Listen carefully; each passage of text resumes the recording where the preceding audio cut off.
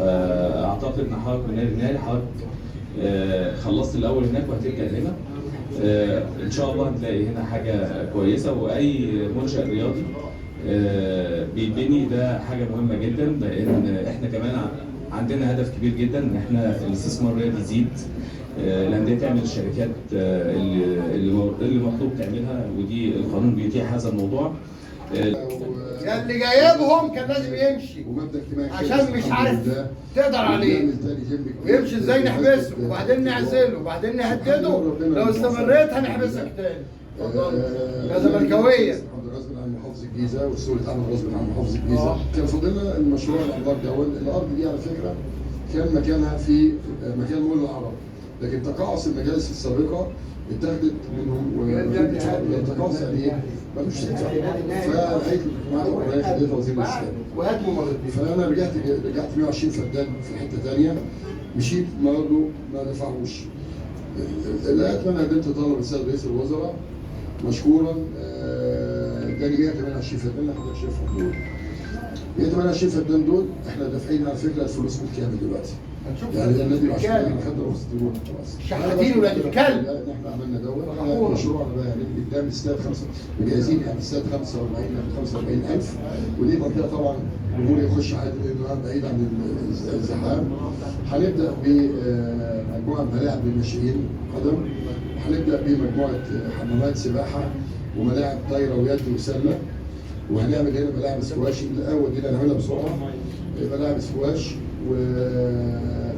وجمباز وصالات كاراتيه وشودو وتنس طاوله.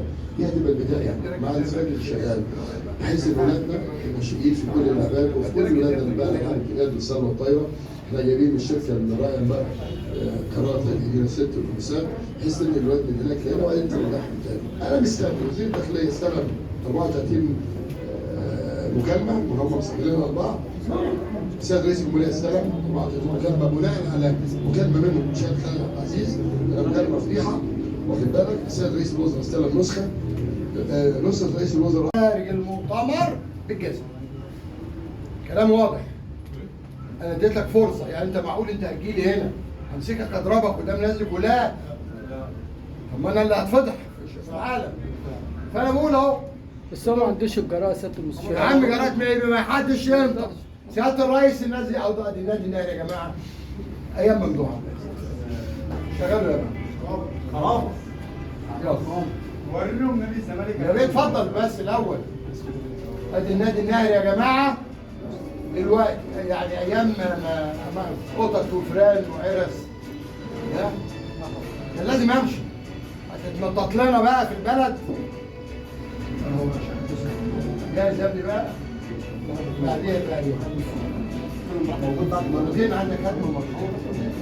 اتفضل.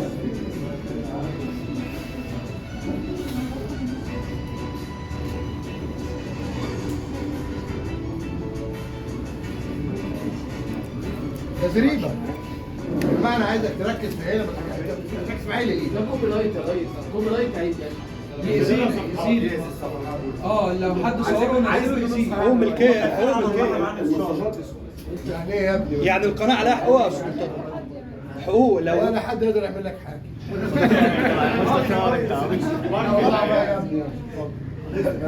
امال ايه فايده انا والراجل؟ عمل عالمي في الافتاء. ده يا جماعه ومية فوق. انتوا الجماهير فوق فوق بجد. فوق انتوا كسفتونا قدام كل الانديه. لازم تقول الانجازات دي كلها سببها ايه؟ نعم؟ الانجازات دي كلها سببها ايه؟ اقول لك دلوقتي. في افتتاح يا ابني. افتتاح. النادي لوحده من غير الناس. يلا. النادي لوحده. كنت حاضر الافتتاح لوحده. معايا فيديو عادي.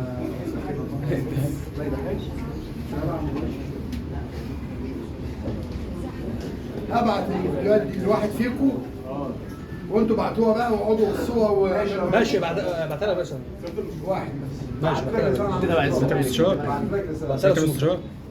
كانوا بيقولوا بعد نهايه المؤتمر ان حد عضو من مجلس الاداره جه على حضرتك عضو مجلس بعد الإدارة اخر الزمالك. بعد اخر مؤتمر عايزين نعرف صحة الكلام ده. لف اللي بالك. انا هبعتهم لواحد وانتوا ابعتوه لبعض. بعتوا له ابراهيم يا فندم او ليا؟ نعم. نبعت ابراهيم او ليا وهنبعته له. يا ابني فيديو بتاع الافتتاح او النادي نفسه من غير بتاع النادي شكل ايوه هو ده.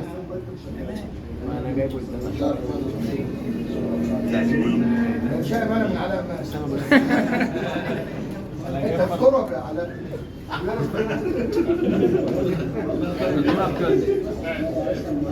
نقرا الفتحه مع الاشراف. ده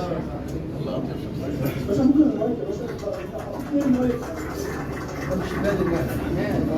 هو ده النادي الاهلي.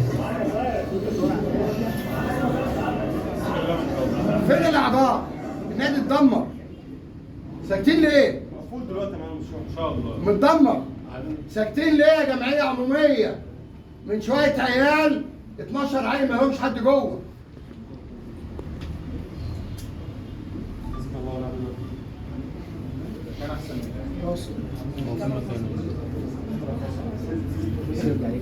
مش في فيديو بالنادي لوحده من غير ناس.